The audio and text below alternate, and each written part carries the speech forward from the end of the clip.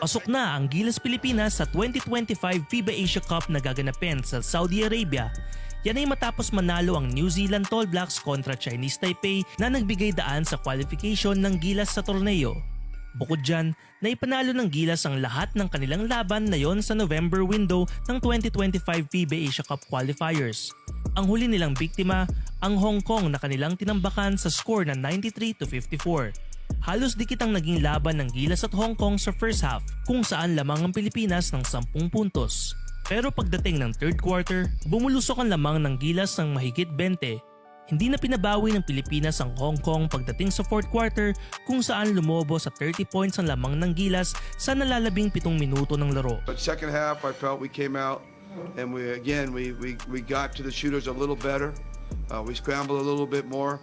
But I thought also offensively we moved the ball a lot better in the second half. When the ball moves, I think everybody feels like they're involved and it carries over to the defensive side as well. And we started defending better. Nanguna si Carl Tamayo para sa Gilas na nagtala ng 16 points at 6 rebounds. Si Kai Soto na malaki ang naging ambag sa kanilang panalo kontra New Zealand ay muling nagmamaw sa ilalim at nakakuha ng 12 points at 15 rebounds.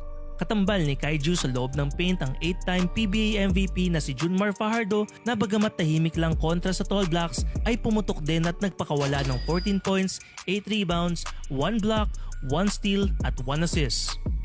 Nakita rin sa naturang laro ang magic ni Justin Brownlee na may 13 points, 3 rebounds at 3 assists at ni reigning UAAP MVP Kevin Kimbao na nagdala ng 8 points, 5 rebounds at 4 assists.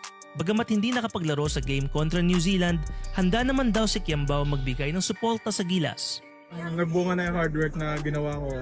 Kaya nga, yung lagi ko sinasabi sa sarili ko na stay ready lang kahit anong mangyari. Kung hindi man ako makakuha ng minutes o makakuha man ako, nandyan ako para sa move board ng team. Alam ko naman yung role ko. Ang panalo ng Gilas kontra Hong Kong ay halos pareho rin sa nangyari sa una nilang pagkikita sa February window kung saan tinambakan ng Gilas ang Hong Kong sa score na 74-45. Bumida rin noon si Soto na nagtala ng 13 points at 15 rebounds. Sa susunod na window ng FIBA Asia Cup qualifiers sa Pebrero, muling lalaban ng Gilas Pilipinas at makakaharap ang Chinese Taipei sa unang laban at isa pang rematch kontra New Zealand. Bagamat no bearing na ang mga laro ng Gilas Pilipinas sa susunod na window, tiyak magpapakitang Gilas pa sila bilang paghahanda sa 2025 FIBA Asia Cup.